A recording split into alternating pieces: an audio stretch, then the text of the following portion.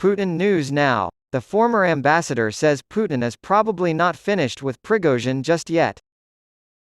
Wagner Group founder and leader Yevgeny Prigozhin led a 24-hour mutiny inside the country last weekend, and former U.S. ambassador to Russia Michael McFaul recently predicted that Russian President Vladimir Putin is probably not done with Prigozhin just yet. Former Putin ally Prigozhin turned on Vladimir Putin and the Russian Defense Ministry after months of complaining about their performance in the Ukraine conflict.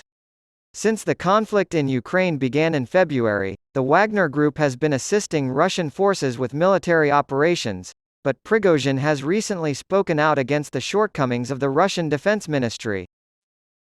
He tried to lead a mercenary uprising against the Russian government by advancing inside Moscow, but after Putin's top ally, Belarusian President Alexander Lukashenko, negotiated de-escalation steps, his troops returned to their field camps.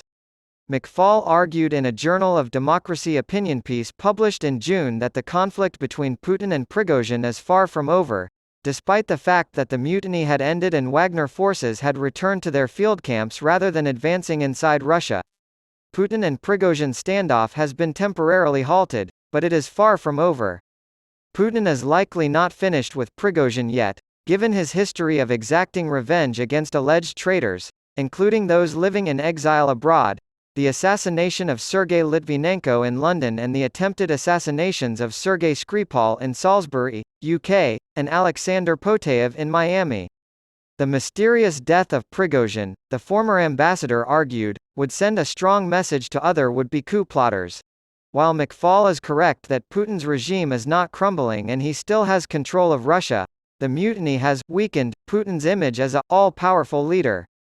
Last weekend, the former ambassador made a similar statement, saying that Putin accepted humiliation, rather than putting down the Wagner Group's uprising. Putin hailed the Wagner soldiers as patriots and heroes while repeatedly calling the Wagner commanders traitors. McFaul argued in June that Putin's appeal to these soldiers to defect to his side was another sign of weakness. The same rebels who had mutinied against Putin's military a few days earlier were now being appeased, he said.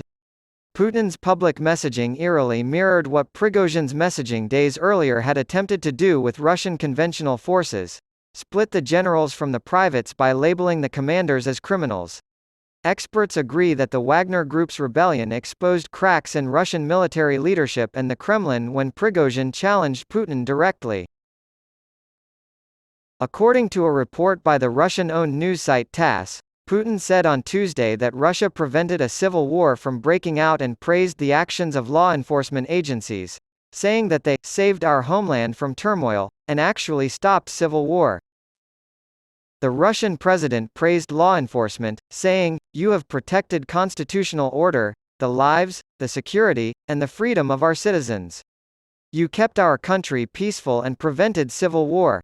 You took responsibility for the future of the motherland and acted with clarity and coherence under pressure, demonstrating your loyalty to the Russian people and the military oath."